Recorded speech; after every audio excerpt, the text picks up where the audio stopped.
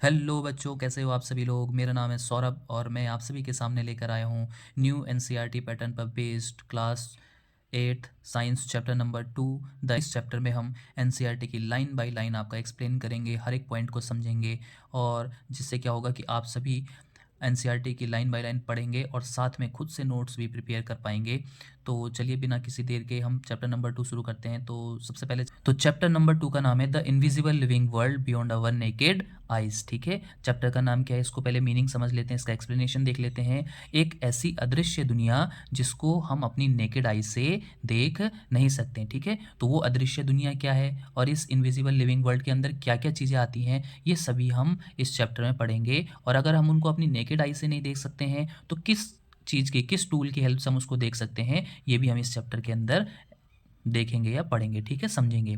अब देखो एनसीईआरटी ने क्या किया है, एनसीईआरटी ने सबसे पहले ही ये डिफाइन कर दिया है कि आप इसमें जितने भी चैप्टर पढ़ोगे उस चैप्टर में आपको जो फर्स्ट पेज है उसमें आपको सेट ऑफ क्वेश्चन देखने को मिलेंगे। ठीक है, और ये क्वेश्चन क्या करेंगे, ये क्वेश्चन आपके किसी एग्जाम से रिलेटेड नहीं होंगे। ये क्वेश्चन केवल और केवल आपको इस चैप्टर को पढ़ने के लिए क्यूरियोसिटी पैदा करेंगे। ठीक है, यानी अगर आप इन क्वेश्चन को समझोगे या इन क्वेश्चन को थिंक करोगे, सोचोगे इन क्वेश्चन के बारे में, तो आपको खुद से इस चैप्टर को पढ़ने के लिए आपको क्यूरियोसिटी होगी। ठीक है, तो चलिए शुरू करते हैं और इन सेट ऑफ क्वेश्चन को देखते हैं। क्योंकि आपका चैप्टर नंबर 2 का फर्स्ट पेज है तो इसमें आपको सेट ऑफ क्वेश्चन देखने को मिलेंगे एनसीईआरटी के अकॉर्डिंग।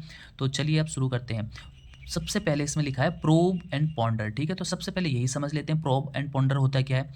तो प्रोब का मतलब होता है किसी चीज़ की जांच करना। ठीक है, और पॉन्डर का मतलब क्या होता है, जो आपने जांच की है उस जांच से आपका क्या कंक्लूजन निकला, क्या रिजल्ट निकला, उसके लिए जो आप सोच विचार करते हो वो पॉन्डर कहलाता है। ठीक है, फॉर एग्जाम्पल अगर मैं आपको बताऊं, मान लिया जाए आपको कोई एक ऐसी अननोन चीज़ है या जिसके बारे में आपको पता नहीं है और आप उसके बारे में पता करना चाहते हो, रिजल्ट निकालना चाहते हो, कंक्लूजन निकालना चाहते हो, तो आप क्या करोगे, उसके इसके लिए आप बहुत सारे एक्सपेरिमेंट करोगे। ठीक है, साथ में जगह जगह से आप क्या करोगे, इन्फॉर्मेशन को गैदर करोगे। तो ये सारी प्रोसेस किसके अंदर आती है, आपकी प्रोब के अंदर। ठीक है, तो पॉन्डर क्या होता है, जो भी आपने एक्सपेरिमेंट किए, जितनी भी आपने इन्फॉर्मेशन को गैदर किया, ठीक है, उन सभी के बारे में सोच कर गहरे चिंतन करके आप एक रिजल्ट, एक कंक्लूजन निकालोगे, तो उसी प्रोसेस को क्या कहेंगे, आपका पॉन्डर कहेंगे। ठीक है, अब चलिए एनसीईआरटी ने आपको कौन से सेट ऑफ क्वेश्चन दिए हैं उनके बारे में पढ़ते हैं। Have you ever wonder what you might see if the invisible world around you became visible. कह रहे हैं कि क्या कभी आपने ऐसा सोचा है कि जो चीज़ें आपको दिखती नहीं है, जो चीज़ें आपकी नेकेड आई देखने में कैपेबल नहीं है, अगर वो आपको विजिबल हो जाए, वो आपको दिखने लगे, तो आपका क्या रिएक्शन होगा, आप क्या सोचेंगे उसके बारे में। ठीक है, how do you think your observation of this hidden world might be change the way you think about size, ठीक है, कॉम्प्लेक्सिटी और even what count as living. इसका मतलब क्या है कि अगर ये इनविजिबल वर्ल्ड आपके लिए विजिबल हो जाए तो आपकी ऑब्जर्वेशन इन हिडन जो आपके लिविंग बीइंग्स हैं इसके बारे में कैसे चेंज होगी, कि जो आपके लिविंग बीइंग्स होते हैं उनका साइज़ कितना छोटा और कितना आपका ब्रॉडर हो सकता है। कॉम्प्लेक्सिटी का मतलब क्या होता है कि जो उनका बॉडी स्ट्रक्चर है या उनकी जो लाइफ स्टाइल है उसमें कितनी कॉम्प्लेक्सिटी हो सकती है, यानी कॉम्प्लेक्सिटी का मतलब क्या होता है, कठिनाइयाँ। ठीक है, और आपकी जो ऑब्जर्वेशन है उसके अकॉर्डिंग कौन सी थिंग लिविंग है और कौन सी चीज़ नॉन लिविंग है, इसके बारे में आपकी सोच कैसे चेंज होगी। Have you thought how these tiny living beings interact with each other. क्या कभी आपने सोचा है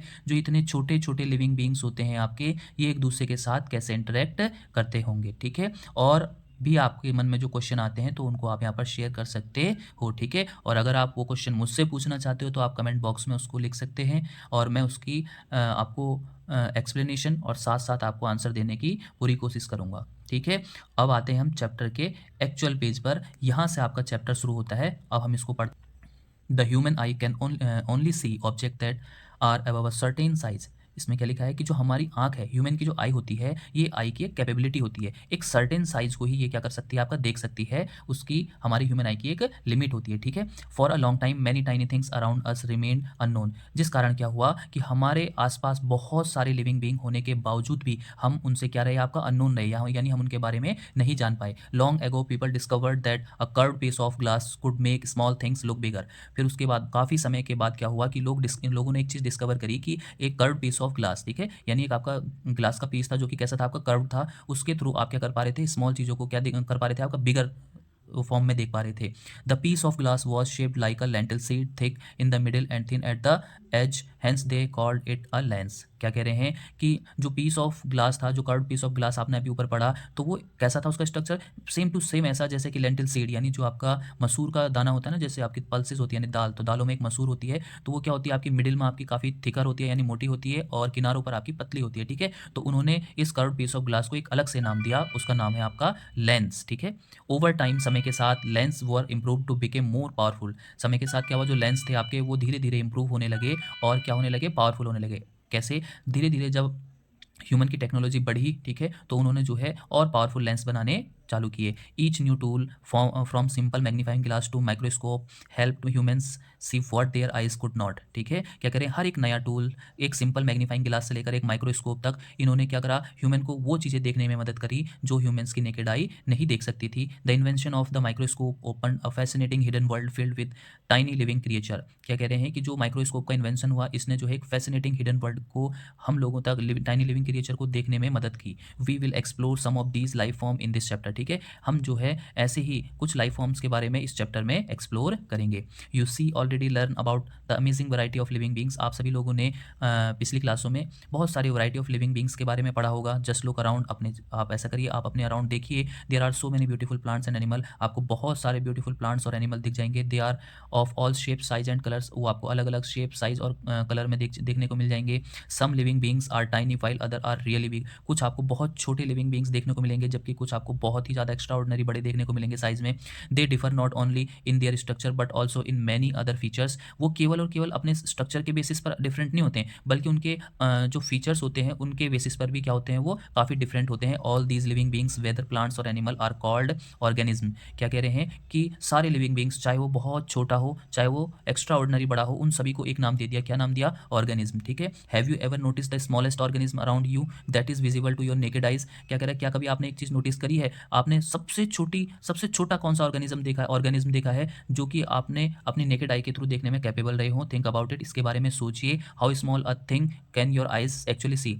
इसके बारे में सोचिए कि आपकी आंख एक्चुअल में, आपकी नेकेड आई कितना स्मॉल थिंग को देखने में कैपेबल है। You might have seen some people using reading glasses, how does it help them see better. कह रहे हैं कि आपने कभी ना कभी अपने आसपास लोगों को रीडिंग ग्लासेस यूज़ करते हुए देखा होगा, तो वो रीडिंग ग्लासेस उनको कैसे हेल्प करती है और अच्छा देखने में। और what happens when we use a magnifying glass to observe something. और क्या होता है जब हम किसी चीज़ को देखने के लिए मैग्नीफाइंग ग्लास का यूज़ करते हैं। अब हम इसके बाद एक्टिविटी 2.1 देखेंगे, लेट अस ऑब्जर्व। ये एक्टिविटी है एक, और इस एक्टिविटी को हम परफॉर्म करके देखेंगे। ठीक है, और आपके स्कूल में आपके क्लास टीचर के द्वारा इसको परफॉर्म कराया जाएगा। यहाँ पर मैं आपको बता देता हूँ कि इस एक्टिविटी में आपने क्या क्या करना है। ठीक है, take a round bottom flask made up of glass as shown in figure 2.1, fill it with water. क्या कह रहे हैं, आपने एक राउंड बॉटम फ्लास्क लेना है जो कि ग्लास का बना होना चाहिए। ठीक है, और उसको किससे भर देना है, आपने वाटर से भर देना है। ठीक है, और ग्लास ही क्यों लेना है, क्योंकि ग्लास होता है ट्रांसपेरेंट, जिसके थ्रू हम आर पार देख सकते हैं। ठीक है, close the mouth of the flask with a cork. उसके बाद जैसे ही आपने उसमें पानी भर दिया, पानी फिल कर दिया, तो पानी फिल करने के बाद आपने उसके जो फ्लास्क का जो माउथ है उसको आपने क्या कर देना है, क्लोज कर देना है। कॉर्क के थ्रू कर सकते हो या आप किसी भी अदर सब्सटेंस से उसको क्लोज कर सकते हो। Now place the flask on the open book and look at the letters through it. अब आपने क्या करना है, उस राउंड बॉटम फ्लास्क को क्या करना है, एक किसी भी लेटर्स के ऊपर, यानी जो आपकी कोई बुक होगी उस बुक के ऊपर, बुक में जो लेटर्स लिखे होंगे उसके ऊपर अगर आप इस राउंड बॉटम फ्लास्क को रखोगे तो आपको क्या देखने को मिलेगा, क्या ऑब्जर्व करोगे। तो do you notice something interesting. जैसे आपने राउंड बॉटम फ्लास्क को किसी लेटर्स के ऊपर रखा तो क्या आपको कुछ इंटरेस्टिंग देखने को मिला। The letters larger when see through the flask. तो क्या देखने को मिला इंटरेस्टिंग, जैसे हम राउंड बॉटम फ्लास्क को किसी लेटर के ऊपर रख के देख रहे थे तो उससे क्या हो रहा था, वो लेटर्स जो है काफ़ी बिगर अपीयर हो रहा था देखने में, यानी जो लेटर का एक्चुअल में फॉन्ट है वो उससे भी बड़ा देखने को मिल रहा था। This appears because the flask filled with the water act like a magnifying glass. और ये केवल और केवल किसके कारण हो रहा था, जो वाटर, जो आपने राउंड बॉटम फ्लास्क में जो वाटर भरा था ना, वो वाटर जो है अब एक मैग्नीफाइंग ग्लास की तरह काम कर रहा था, जिसके कारण आपको ये लेटर्स जो है थोड़े बड़े दिखाई दे रहे थे। Now use a real magnifying glass to look a small organism. Like an ant. अब क्या कह रहे हैं, अब आप इसको छोड़कर कोई रियल मैग्नीफाइंग ग्लास लीजिए और उसके थ्रू आप स्मॉल ऑर्गेनिज्म को देखिए, जैसे कि आपका चींटी। Where were you able to see the details of its body more clearly. ये क्या कह रहे हैं, जब आपने आंट पर रियल मैग्नीफाइंग ग्लास से उसको देखा, तो क्या आप उसकी जो बॉडी स्ट्रक्चर है उसको और अच्छे से और क्लियर से देख पा रहे हैं, देखने में कैपेबल हैं या नहीं। For a long time people were curious to explore the tiny organism around them. एक लंबे समय तक जो लोग जो टाइनी ऑर्गेनिज्म थे, उनके जो टाइनी ऑर्गेनिज्म थे, उनको देखने के लिए काफ़ी क्यूरियस रहते थे, but they could not see them. लेकिन वो उन सभी को नहीं देख पाते थे विद देयर नेकेड आइज़। अपनी नेकेड आइज़ के थ्रू वो उन ऑर्गेनिज्म को देखने में कैपेबल नहीं हो पाते थे। For a long time people were curious to explore the tiny organism around them. बहुत समय तक लोग क्या हुए कि जो उनके आसपास छोटे-छोटे ऑर्गेनिज़्म थे, उनको देखने के लिए काफ़ी क्यूरियस रहते थे कि उनका स्ट्रक्चर कैसे होगा, कैसे वो एक-दूसरे के साथ इंटरैक्ट करते होंगे, ठीक है? और क्या उनकी लाइफ़ साइकिल रहती होगी, सब चीज़ें देखने के लिए काफ़ी क्यूरियस रहते हैं। जो चीज़ें हम देख नहीं पाते हैं या जिन चीज़ों से हम अननोन रहते हैं, तो उन चीज़ों के लिए ह्यूमन का एक नेचर होता है, क्यूरियस तो होते ही होते हैं। But they could not see them with their naked eyes. लेकिन क्या था कि वो उनको देख नहीं पाए देखने में कैपेबल नहीं थे, क्योंकि हमारी नेकेड आइज़ उनको देख नहीं सकती थी। So how did we finally discover the invisible world. तो हमने कैसे फिर इस इनविजिबल वर्ल्ड को डिस्कवर किया? कैसे हम इन टाइनी ऑर्गेनिज़्म को, जिसके बारे में आज हम पढ़ रहे हैं, इनको देखने में कैपेबल हो पाए? Do you know which scientific discovery help us to see the tiny world for the first time? क्या आप सभी जानते हैं कि किस साइंटिफिक डिस्कवरी ने हमें इस छोटी दुनिया को देखने में मदद किया पहली बार? ठीक है? तो चलो देखते हैं उसमें किसने किया मदद। एवर हर्ड ऑफ, क्या कभी आपने इसके बारे में सुना है? इन 1665 a scientist name Robert Hooke published a book called Micrographia. क्या कह रहे हैं कि 1665 में एक साइंटिस्ट होते थे जिनका नाम था रॉबर्ट हुक। इन्होंने एक बुक पब्लिश करी जिसका नाम था आपका Micrographia. He was a careful observer and a skilled artist. जो रॉबर्ट हुक थे, ये केयरफुल ऑब्जर्वर थे, यानी जब किसी भी चीज़ को ये ऑब्जर्व करते थे तो काफ़ी केयरफुली करते थे, ठीक है, बड़े ध्यानपूर्वक उसको ऑब्जर्व करते थे, और साथ में स्किल्ड आर्टिस्ट थे, यानी ड्राइंग में भी काफ़ी मास्टर थे। In this book he showed detailed drawings of tiny things that people had never seen before, things he saw using a tool we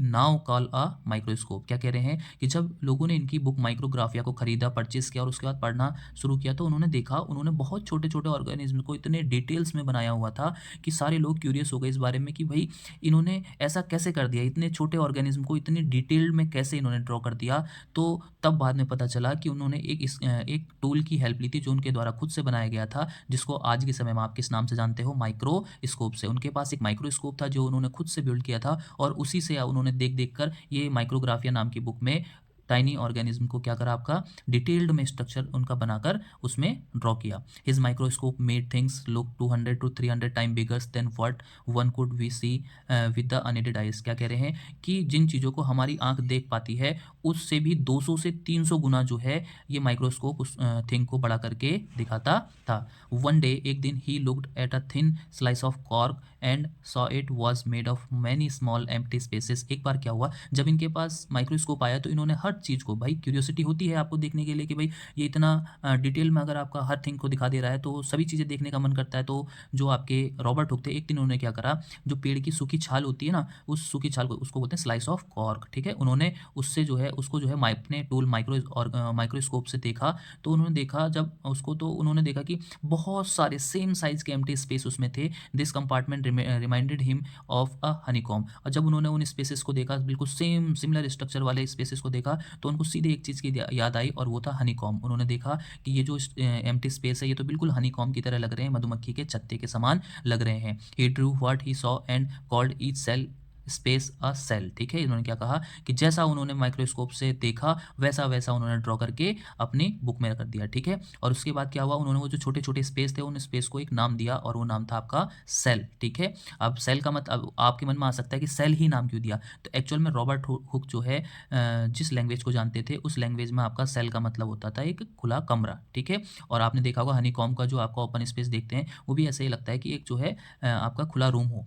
this was the first time that the word cell was use in science to discover the basic unit of life. ठीक है, ये पहली बार था जब हम cell नाम के word को यूज़ कर रहे थे साइंस में to describe the basic unit of life, यानी अपनी लाइफ की जो बेसिक यूनिट है उसको डिस्क्राइब करने के लिए साइंस में पहली बार सेल वर्ड का यूज़ किया गया। Around the same time in 1660s, Antonie van Leeuwenhoek, a Dutch scientist, made a better lenses that allowed him to build more useful microscope. क्या हुआ, देखा देखी में 1665 के बाद 1660 में एंटोनी वॉन लीवेनहॉक नाम के एक डच साइंटिस्ट आए। उन्होंने क्या करा कि रॉबर्ट हुक से भी बेहतर लेंसेज को बनाया और पावरफुल माइक्रोस्कोप आपका इन्वेंट किया। He was the first person to clearly see and describe tiny living things like bacteria and blood cells. अब एंटोनी वॉन लीवेनहुक वो पहले व्यक्ति थे, वो पहले साइंटिस्ट थे जिन्होंने लिविंग थिंग्स को अपने माइक्रोस्कोप से देखा और उनके जो स्ट्रक्चर है उनको दुनिया के सामने लेकर आए। ठीक है, अब आप कहोगे रॉबर्ट हुक ने भी तो देखा था, तो रॉबर्ट हुक में और एंटोनी वॉन लीवेनहुक में क्या डिफरेंस है? रॉबर्ट हुक ने डेड सेल को देखा था। किसको देखा था? डेड यानी मृत सेल को। जबकि एंटोनी वॉन लीवेनहुक ने क्या करा था? फर्स्ट पर्सन थे जिन्होंने लिविंग थिंग्स को माइक्रोस्कोप से देखकर उनके जो है बेसिक यूनिट यानी सेल को डिस्क्राइब किया था। बिकॉज ऑफ दिस, इसी कारण ही is known as the father of microbiology, और इसी खोज के कारण, ठीक है, इनको माइक्रोबायोलॉजी का फादर कहा जाता है। ठीक है, अब हम इसके बाद अगले पार्ट में पढ़ेंगे व्हाट इज सेल। ठीक है, इस पार्ट, अगर ये पार्ट आपको अच्छा लगा हो तो प्लीज़ लाइक शेयर और सब्सक्राइब जरूर कीजिएगा। Thank you.